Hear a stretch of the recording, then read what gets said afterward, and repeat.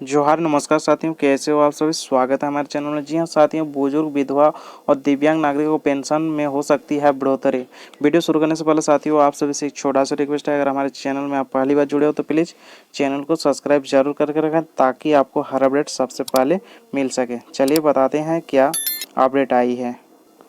Pension scheme 2026 देश के करोड़ों बुजुर्ग, विधवा महिलाओं को दिव्यांग नागरिकों के लिए 2026 के यह उम्मीद भरा बन सकता है कि सरकार की ओर से पेंशन योजना का एक बड़ा बदलाव और संभावना जताई जा रही है। लंबे समय में आर्थिक तंगी से झेल रहे इन लोगों के लिए सामाजिक पेंशन और इसकी एकमात्र आजीविका होती है। ऐसे में अगर पेंशन की राशि बढ़ती है तो वह सच में लाखों परिवार के लिए राहत की बड़ी खबर होगी।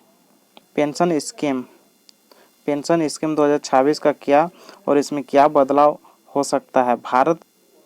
भारत सरकार राष्ट्रीय सामाजिक सहायता कार्यक्रम NSAP के तहत 3 प्रमुख पेंशन योजना का चलती है, जिसमें इंदिरा गांधी और राष्ट्रीय वृद्धा पेंशन योजना और इंदिरा गांधी राष्ट्रीय विधवा पेंशन की योजना और इंदिरा गांधी राष्ट्रीय दिव्यांग पेंशन की योजना। इन योजना के तहत अलग अलग राज्य में 1000 से 3000 रुपये की प्रति माह का पेंशन दी जाती है, जिसमें पेंशन स्कीम 2026 के तहत इन राशियों को 500 से 1000 रुपये की बढ़ोतरी की संभावना है। हालांकि आधिकारिक घोषणा अभी नहीं की है। योजना के तहत केंद्र सरकार और राज्य सरकार दोनों मिलकर पेंशन की राशि प्रदान करती है और केंद्र की ओर से एक तय राशि दी जाती है और राज्य के उस अपना अंशदान से जोड़ते हैं, जिसमें कोई राज्य पहले से ही अपने स्तर पर पेंशन बढ़ा चुके हैं। 2026 के केंद्र सरकार ने अपनी हिस्सेदारी बढ़ाती है तो उसमें बाकी राज्यों में भी अपना सकारात्मक का अवसर देखने को मिलेगा और पेंशन का भुगतान डीबीटी के माध्यम से जो डायरेक्ट बेनिफिट ट्रांसफ़र के जरिए बैंक खाते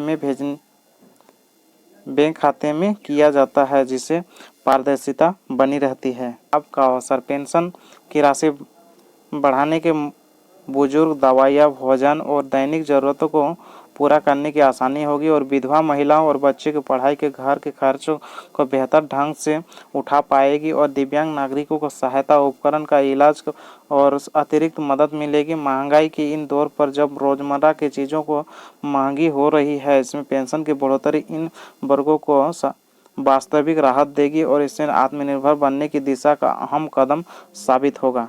पेंशन स्कीम 2026 के पात्र और मापदंड आवेदन की गरीबी रेखा से नीचे और BPL श्रेणी पर होना चाहिए और वृद्धावस्था पेंशन की न्यूनतम आयु 60 वर्ष होनी चाहिए और विधवा पेंशन के लिए महिलाओं की आयु 40 से 79 वर्ष के बीच होनी चाहिए और दिव्यांग पेंशन के लिए 80% से अधिक दिव्यांगता प्रमाण पत्र आवश्यक है और आवेदक के पास आय की कोई स्थायी स्रोत नहीं होना चाहिए।